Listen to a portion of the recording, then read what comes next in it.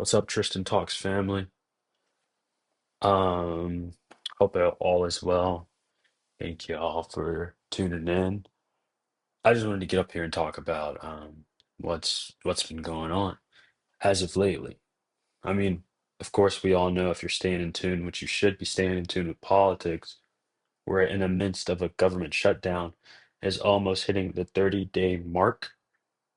30 days of people not getting paid, our our politicians aren't doing anything, blah blah blah blah blah. You know how it goes. Everybody knows about it. But it comes to the point of, do they even care? Of course, yes, the House and the Senate are ran by the Republican. The Senate is 53 Republicans, I believe. All they need is seven Democrats to vote on this bill, or to vote on this CR, on this clean resolution, so we can move forward. And so we don't have to worry about when November 1st comes, these children are gonna go hungry, or these children aren't gonna have a, or these parents of these children aren't gonna have a way to feed their children. That it seems like their priorities are mixed up and they forget who they work for. They work for the American people. They work for people like me and you. And so it baffles me when it takes you more than 30 days, in the sense it looks like it's gonna be going on forever. It takes you at least 30 days to get off of your high horse and stop acting like children and go vote on this CR. I mean, because the Democrats want health care and the Republicans want a different thing. But why are you trying to negotiate when American lives are at stake? I mean, that's how serious this is. People's lives are at stake. They're trying to get rid of the first defense to fight hunger in America. The first line of defense.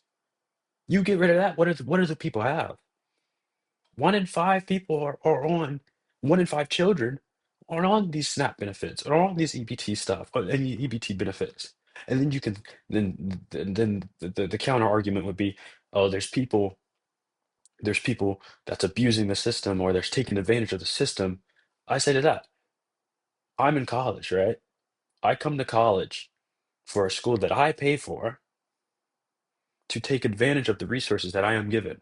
I take advantage of my professors. I take advantage of the library. I take advantage of the career services. If you're paying to live in America, you get the privilege of taking advantage of these programs. And the other stuff that people are selling EBT cards under the table is another racial stereotype meant to hold us down. It's a racial stereotype. If people would just read, open the book, open the laptop, look at an article, even the AI overview search says that it's a racial stereotype. I had this conversation with my boy, and I had to enlighten him, because how can you tell me that the programs that the government is giving us, and when we pay taxes to live in America and we contribute to society, we can't take advantage of the programs? Oh, but people are taking too much advantage. It doesn't matter to you. At the end of the day, everyone is being affected by SNAP and these programs that the government handles. Everyone's being affected. When you pay taxes on these benefits, you're getting a return on the investment at least to $2. And to the other programs you take advantage of. Even if you don't take advantage of SNAP and EBT, you take advantage of these public schools you go to. That's a government institution. So I think this leads into my conversation on the video, of that their fight is your fight too. If it doesn't matter to you, it's for someone else. But do you have the will to care about that person enough, where you in the position of what you have and what you got, to help the person out? Do you have the will? Because it comes from, no matter what creed, color. religion, whatever you are, we all are suffering from the same problem. And that same problem is that the government has failed us tremendously. And you can look, not even, you can look in history, but in this very moment and where we live in, the government has failed us. 30 days in a shutdown, and you can't get and the Democrats can't get 7 people to vote. You need 60 votes. 60 votes. You're telling me you can't get 60 people together to vote on the CR so we can move forward and then we can talk about your negotiations or whatever you want? We're talking about real American lives here. People lives are at stake. But no, we're not doing this until we get healthcare. We're not signing this, blah, blah, blah, blah, blah. No, it doesn't matter. It doesn't matter. Sign that damn bill and get 60 people to sign that damn bill. But I mean, we suffer from political oppression, economic depression. Everyone suffers from this same type of oppression, maybe in different ways, but everyone suffers. And so, when will you realize that their fight is also your fight? It's my fight. It's the people outside fight. It's everyone's fight. So, I mean, we can take the example of these black leaders telling, like when ICE started to really get into the streets and stuff, these black leaders were saying that to the black community that the ICE problem is not your fight, which to me is bullshit. I hate to curse on here, but it's actually it's so horrible. Why would you tell the people who are suffering from the same oppression that it's not their fight? Why? We all suffer. No one is free until all oppressed people are free. No one. I don't matter how, if you had the Black Lives Matter movement, if you if you if you did everything you could, but your Hispanic brothers and sisters are still being deported and ran out of this country where they contribute. But it's not our fight. It's the same thing. It's history repeating itself. When the Ku Klux Klan came and ran these people out of their homes and killed their families. It's the same thing as ICE coming in and running these people out of their homes and deporting them. When does it start for you? When? When? Because it's been happening forever. Since America has been founded, not even in America, outside of America. Oppressed people have struggled relentlessly and overcame, but they only overcame with the help of people, of other oppressed people. They can't do it by themselves. They can't. So what we need is a self-help philosophy, you know. Everyone's in this sit down, this sit-in philosophy. I don't need to fight because it's not my problem. What are you talking about?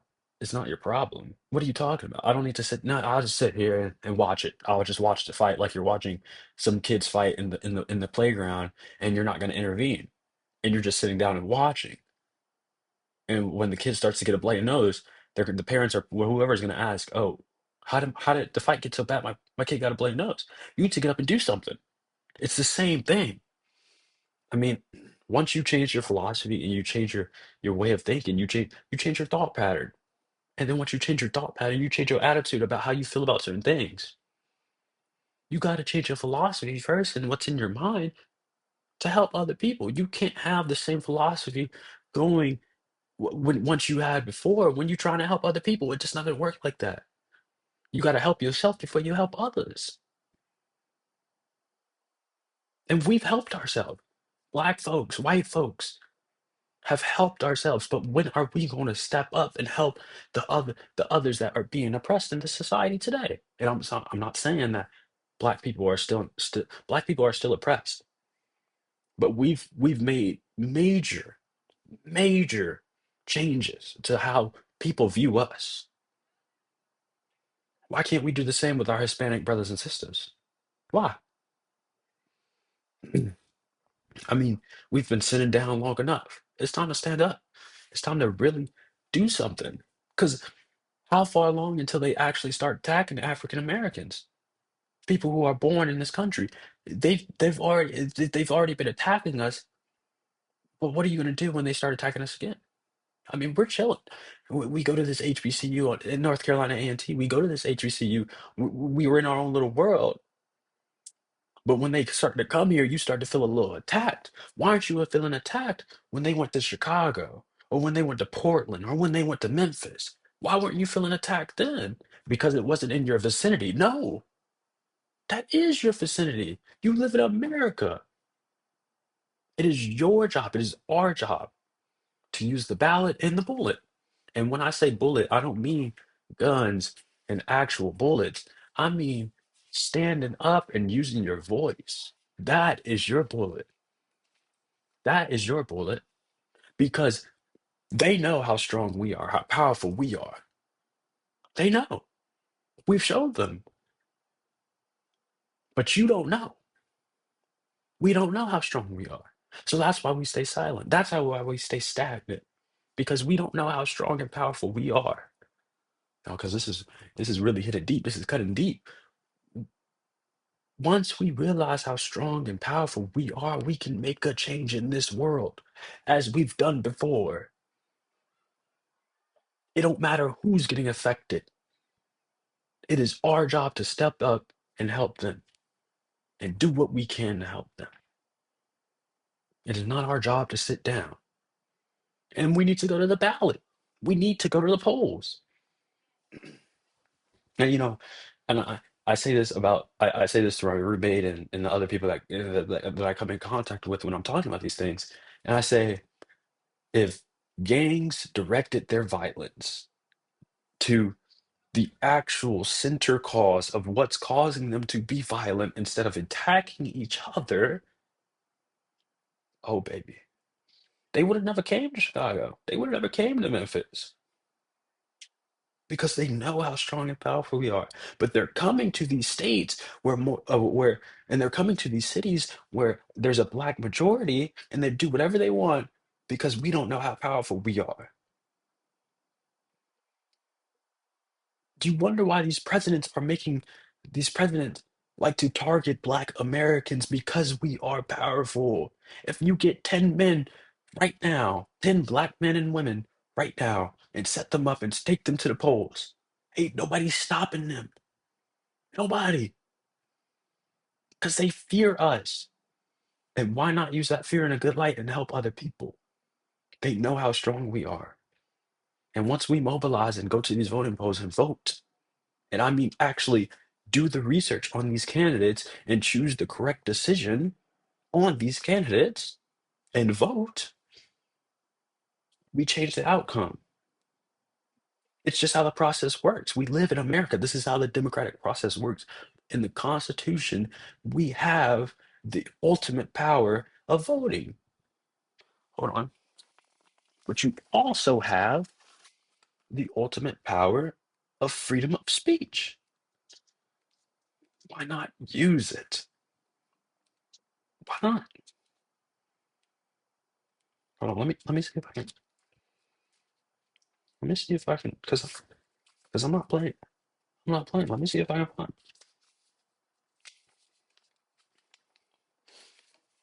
right there. What does it say? Congress shall make no law. Congress shall make no law respecting an establishment of religion or prohibiting the free exercise thereof or abridging the freedom of speech. Your voice is your weapon. Your thoughts are your weapon. What are you if you have no opinions? We are humans. So tell these people how you feel. Go on Instagram and start posting about all that shit. Stop hiding it. Because we live in a society today where, like, everything's on the media. So why not take advantage of that media? Start posting videos about how you feel. Why you think this shit is wrong. Who I support, who I don't support. Okay, you're doing something. Go on these streets and talk to random people about politics and history and stuff. because it's important. It's important. So I mean,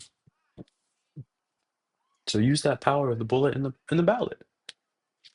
Don't sit on the sidelines and then you want to complain when you didn't vote.